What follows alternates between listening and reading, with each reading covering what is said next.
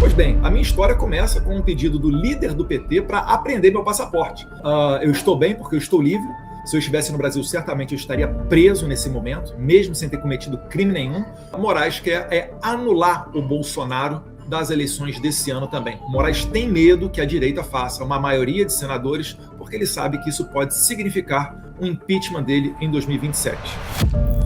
Tem vivido aqui uma vida de classe média, né? É uma vida que tem a qualidade de vida dos Estados Unidos, a segurança dos Estados Unidos, mas, por óbvio, foi uma mudança muito abrupta. Eu fiz uma mala de 7 dias e vim esperando passar o feriado de carnaval junto com um amigo e depois voltar para o Brasil. Mas, infelizmente, essa viagem em família ela acabou tomando outro destino, então eu tive que comprar todas as roupas novas, eu tive que fechar a minha porta, encerrar um contrato de aluguel no Brasil, vender móveis, vender carro, enfim. Talvez até por isso Alexandre de Moraes tenha bloqueado as minhas contas bancárias e também a da minha esposa, que não tem nada a ver com nada, não tem nenhuma participação na minha atividade política, mas ainda assim sofre as consequências da perseguição do Moraes. Então, eu estou bem porque eu estou livre. Se eu estivesse no Brasil, certamente eu estaria preso nesse momento, mesmo sem ter cometido crime nenhum, mas isso demonstra o estado, né, da nossa, entre aspas, democracia, que eu já julgo sendo muito mais uma ditadura. É um país que está respirando com a ajuda de aparelhos. E vamos ver se na eleição desse ano a gente consegue mudar as coisas. Sendo certo ainda,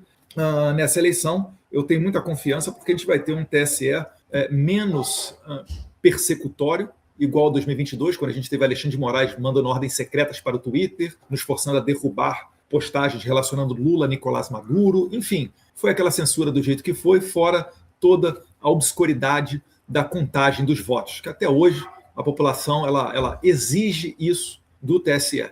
E vale lembrar, o TSE interferiu na Câmara para enterrar o voto impresso, uma PEC da deputada Bia Kicis. Seria a 4ª vez que o STF enterraria o voto impresso, mas dessa vez através de uma PEC. Pois bem, então estou esperançoso que com a eleição desse ano a gente possa mudar o cenário político, porque prisões políticas, elas, como não tem base jurídica, conforme muda o cenário político, essas prisões políticas também acabam se alterando. Se você for ver, por exemplo, a Janine Áñez, ex-presidente da Bolívia, ela foi presa, acusada de golpe de Estado, atos antidemocráticos, e ela acabou sendo solta quando foi eleito o Rodrigo Paz, o novo presidente de centro-direita da Bolívia. Se você for olhar a Venezuela, depois que o Trump pegou na marra lá o Maduro e mandou para o saco algumas dezenas de cubanos que fariam a segurança interna do círculo núcleo duro do Maduro, depois que o Trump capturou o narcoditador venezuelano, que se apossou da presidência da República daquele país, começaram a ser soltos presos políticos. Então, no Brasil, esses novos ares, eu tenho muita fé que eles chegarão em outubro, e a próxima pergunta, se não me engano, que a gente vai entrar aqui. Sobre a Papudinha, eu acho que é uma instalação menos pior do que a da Polícia Federal. A da Polícia Federal era claramente uma tortura.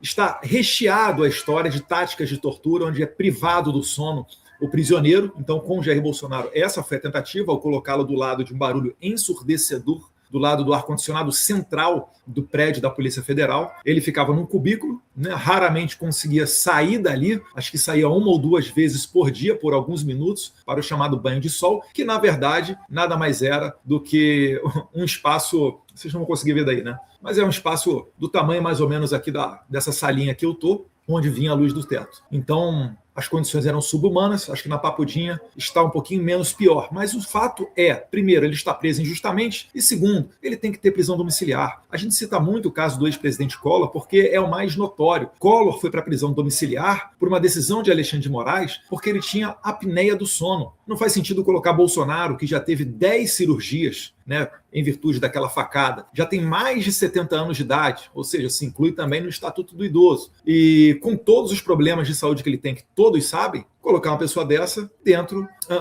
do regime fechado. O negócio é tão escandaloso que nem mesmo José Dirceu, líder do PT, concorda com isso. E a gente está vendo isso daí, essa atividade fora da normalidade humanitária, porque o Moraes quer anular o Bolsonaro das eleições desse ano também. O Moraes tem medo que a direita faça uma maioria de senadores, porque ele sabe que isso pode significar, Deus quiser será, um impeachment dele em 2027. Bom, deputado, o entendimento é que o seu pai, o ex-presidente Jair Bolsonaro, ele é um preso político. O senhor se vê também hoje aí nos Estados Unidos na condição de um exilado político?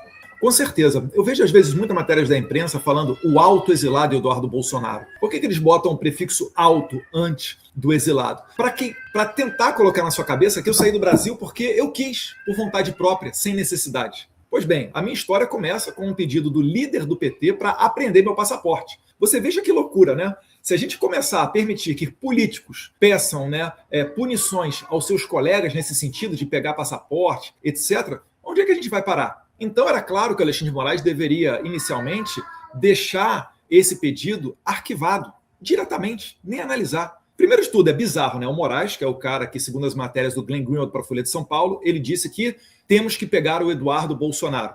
Isso, para mim, é uma medalha de honra. É sinal de que eu estou fazendo alguma coisa que está tirando o sono dele. Então, essa pessoa que é suspeita está julgando a mim, a minha família e todos os conservadores. Então, ele já puxou o pedido do Lindbergh para baixo da asa dele. E depois ele perguntou para o Procurador-Geral da República, né, o Paulo Gonet, que é serviçal do Alexandre de Moraes, se deveria ou não apreender o meu passaporte. O que eles não sabiam, Anderson, é que eu estava, nesse momento, chegando nos Estados Unidos para passar uma semana de carnaval aqui, junto com a minha família, que é um período em que você não tem sessões no Congresso. E aí eu resolvi esperar os 5 dias. Esses 5 dias, você imagina só, né? Você vai contra uma data limite que o Dom Pedro III, imperador do Brasil, colocou no processo. Então, o PGR passou desses 5 dias e depois de 18 dias, eles esperando que eu retornasse ao Brasil para fazer essa covardia contra mim, uma pessoa inocente, de passado limpo, para pegar o passaporte, porque eu seria presidente da Comissão de Relações Exteriores, eles queriam me humilhar e me anular internacionalmente. Então, depois de 18 dias, eu anunciei nas minhas redes sociais que eu ficaria aqui nos Estados Unidos.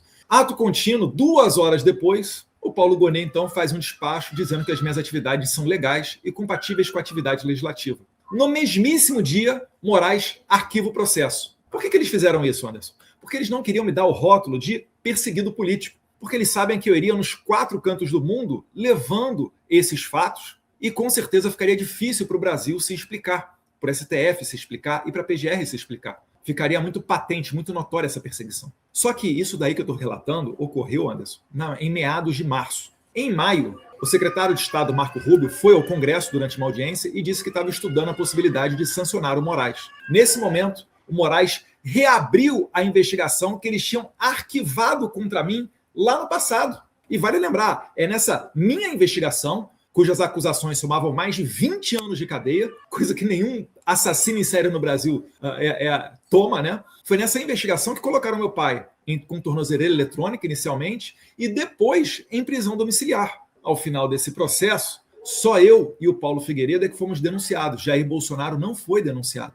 E ainda assim, Jair Bolsonaro seguiu com a tornozeleira em prisão domiciliar. Isso são alguns dos vários abusos feitos pelo Moraes. Então não é seguro eu retornar para o Brasil e, por óbvio, eu atualmente sou um exilado político, porque eu sofro uma perseguição política. Se no Brasil estivesse aí em um Estado democrático de direito, uma democracia pujante ou o império das leis, eu não teria com o que me preocupar. Mas com Alexandre de Moraes e algumas outras figuras de Brasília tendo tanto poder, por hora ainda não é o momento de retornar. Alguém aí tem dúvida de que se eu voltar ao Brasil eu vou ser preso?